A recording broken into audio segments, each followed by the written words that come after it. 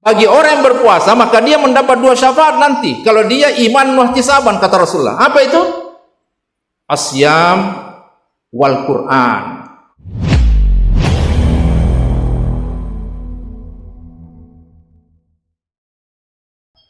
Tidak terasa bahwa kita sudah sepekan lebih melaksanakan ibadah puasa Ramadan.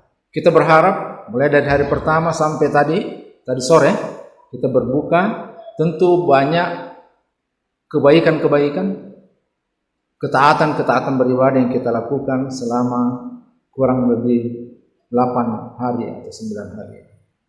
Kita berharap itu supaya kita dalam bulan suci Ramadan ini kita berupaya untuk mencapai derajat takwa itu. Seperti yang dikemukakan oleh para mubalik di surah Al-Baqarah 193 itu, ujung dari peribadatan puasa kita ini adalah la'allakum tattaqun. Karena itu malam ini saya mencoba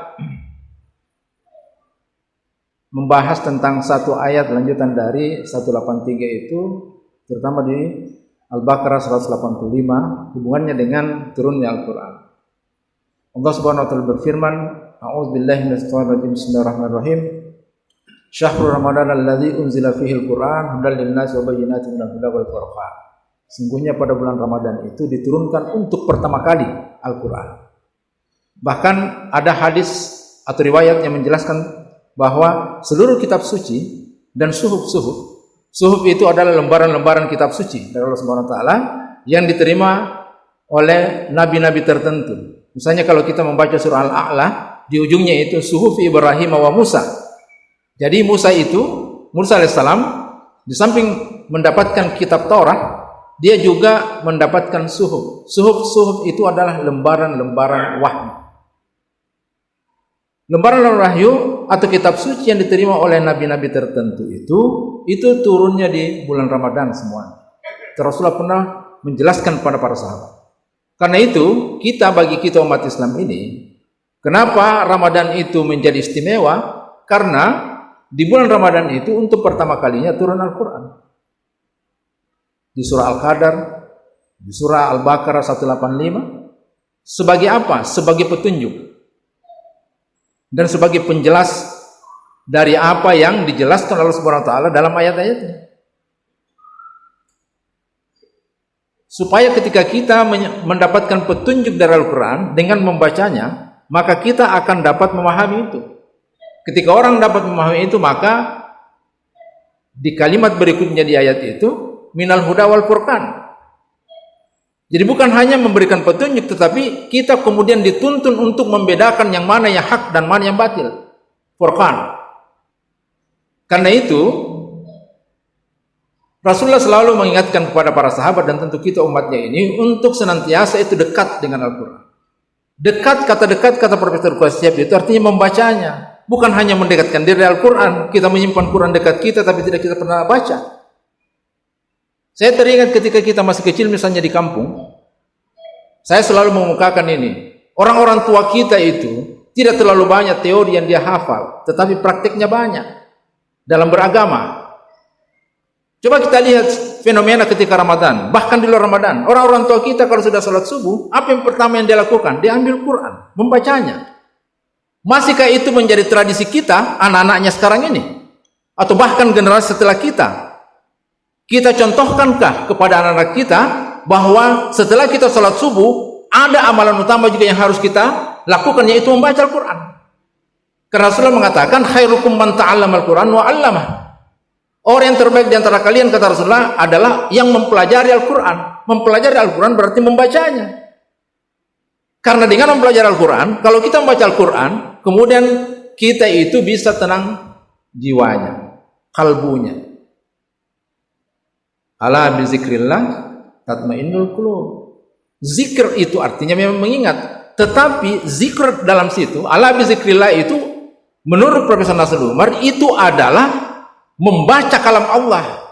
Zikr itu adalah ayat Allah. Nama-nama Al-Quran itu banyak. Alkitab, Al-Furqan, salah satunya Az-Zikr. Dengan mengingat Allah berarti kita membaca Al-Quran.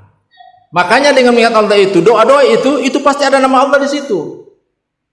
Di Al-Fatihah saja ketika kita membaca Bismillahirrahmanirrahim itu sudah ada 3 nama Allah.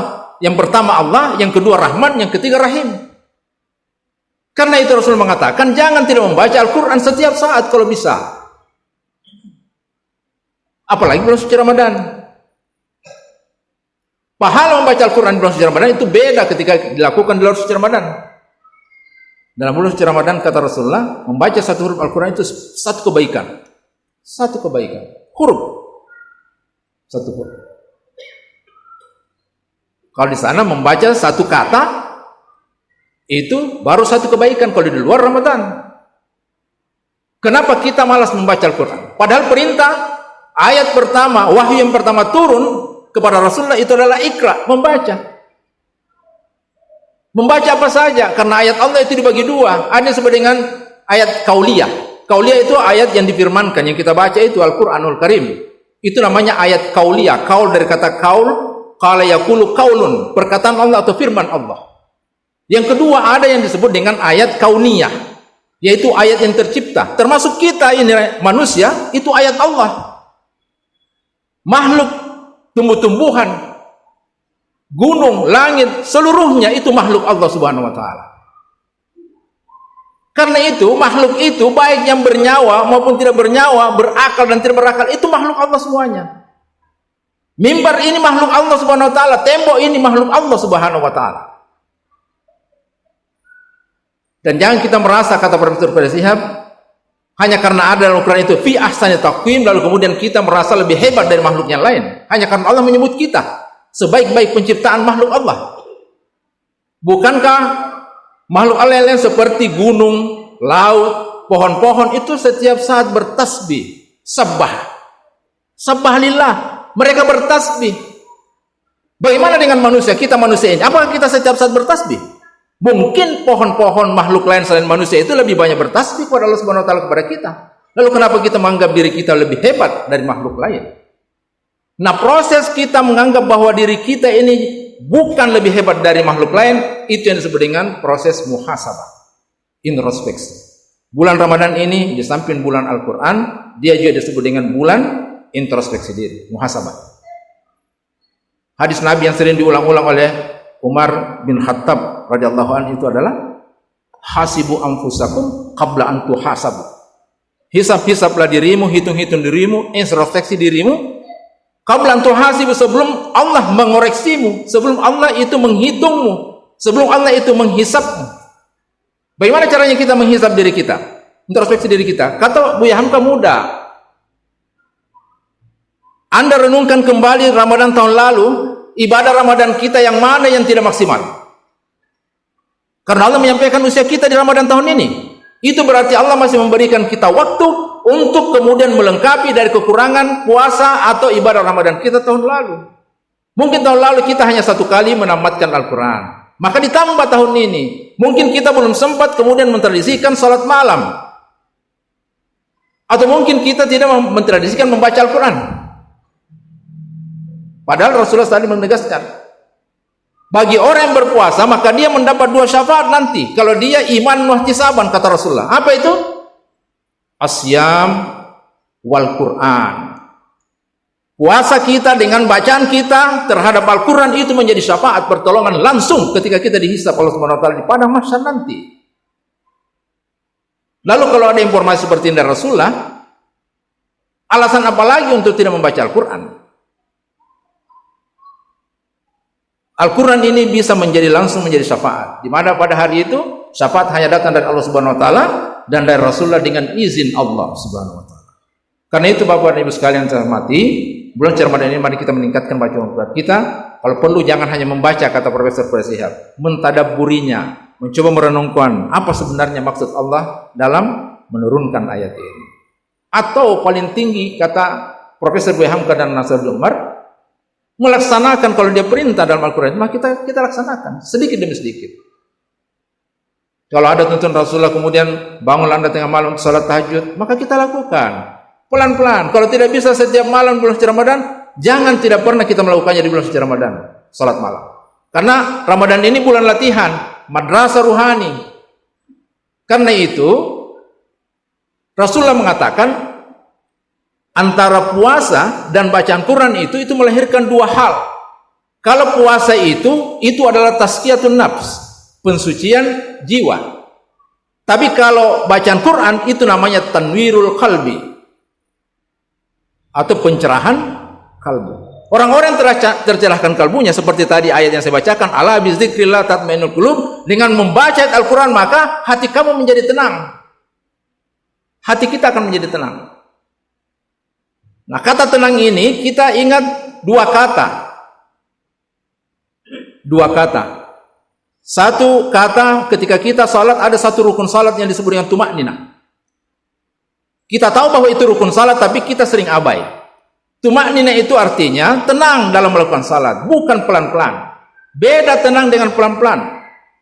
Boleh saja pelan-pelan gerakan kita, tapi pikiran kita kemana-mana. Tidak di masjid ini. Hanya tubuh kita di masjid. Tapi pikiran kita, jiwa kita, hati kita, ruh kita, itu di luar masjid. Dan ada satu kata mutmainnah. Di surah Al-Fajr ayat 27, Allah berfirman, ya ayyatuhan nafsul mutmainnah. Antara tumakninah dan mutmainnah itu erat hubungannya.